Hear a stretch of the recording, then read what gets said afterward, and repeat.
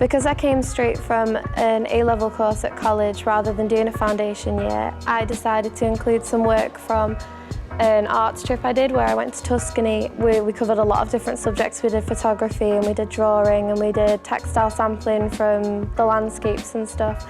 And I think it just showed a good breadth of ability, and I think it was a good way of showing that I'm able to challenge myself and explore things I've not done before. I think it's important in your portfolio to include work that you know you can talk about really well because you're interested in it. So I've picked out sketchbooks that are based on film because I have a real interest in that and I knew I could speak about it. So the way I tried to convey who I am as a person in my portfolio was kind of have it quite structured. I like to work in a quite an ordered way. So I start off with my research, my images, and then progress through sampling, and then the final outcome. And I tried to show that through every part of the portfolio. It was definitely more about the process that I went through. The outcome, not all the outcomes I was necessarily very proud of, and there were definitely things that I would change if I was to do them again. But in the end, it is about the way that you get there and the different techniques that you explore. And if you're trying something new that you've never done before, of course it's not going to end how you want, maybe, and that's completely okay.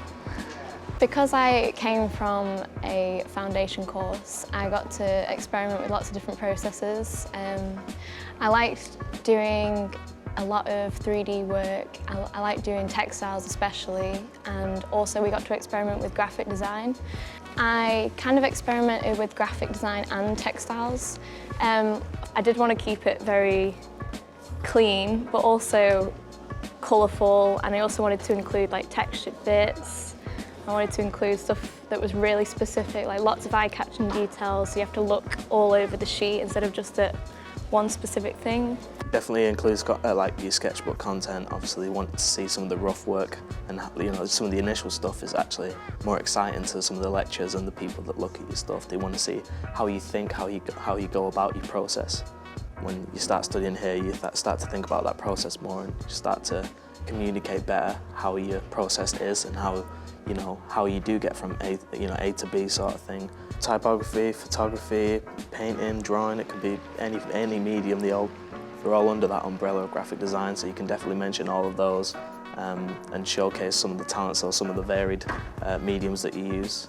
Presentation-wise, when thinking about how to lay your work out on the sheets, it's quite nice to maybe mix it up a bit. So maybe one page you've got just one thing quite central, it's very clear, and then the next page you've got maybe a bit more going on, it shows more experimental pieces, and it's quite nice also, it maybe keeps it more exciting to flip through. With the size of my portfolio, we were advised to do around 20 pages.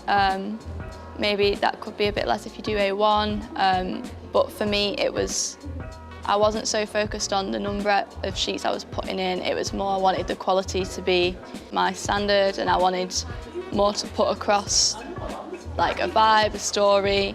I didn't really think the tutors were going to be there to, oh yep, she's got 20, we'll take her.